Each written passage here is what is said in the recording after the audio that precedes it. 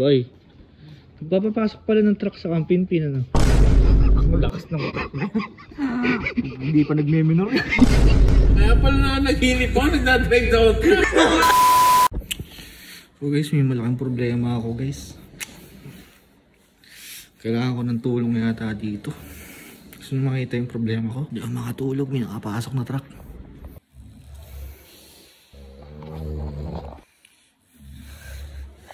Paano kaya ako makakatulog nito?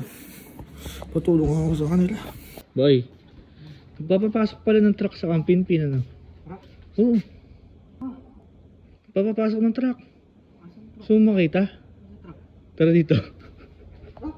Oh boy, napakalakas. May truck boy. Tignan mo. Ayaw mong maniwala ah. Ayun ang truck. Bulldozer yun. Open pipe. Oh, full exhaust. Boy, ang problema ko nga boy. Huh? Boy, papapasok pala boy kayo ng truck dito? Nagpapapasok kayo ng truck? Sa Kampinpin. Oh, may nakapasok na truck. So makita? Tara dito. Oh, tara dito. Ayaw mo niwala, si Kelsey nakita na si Kelsey eh. May truck boy. Pwede ka na.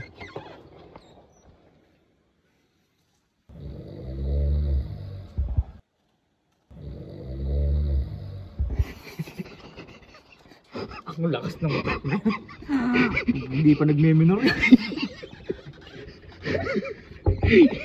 Nga ba yung problema ko? Hindi ako makatulog. Hindi ako makatulog. Eh, umaangat eh. Umaahod yan eh. Kumakwarta pa yun.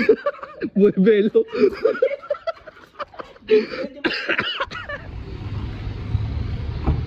Jim, Ay, kumusta? okay lang ba? Mukhang masarap tulog mo kagabi ah. Oo, napakasarap. Sagad yung aircon. Ako napuyat ako eh. Bakit? Paano may dumating na truck dun sa may Kampinpin. Tapakaingay. Ba't naman may magkakatrack naman doon? Yun nga hindi ko alam. Dala-dala ng truck. Ha? Ano dala-dala? Basta yung truck, kala mo yung paahon ng bundok. Oh, yun nahihirapan na ano. Yun nahihirapan na napakagalit na galit yung makina. Oo, yung makina.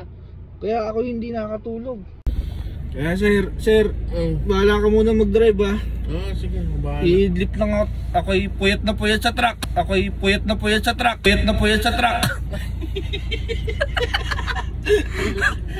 Harap ka, napakalakas mo magilig kagabi. Ako ba yun? Ikaw yung truck na yan. Truck mo yan? Oo. Pati si Alan tsaka si Casey tawa-tawa sa'yo. Kaya pala na naghinip ako, nagdadrive daw ako truck. Bakit ako ng bago?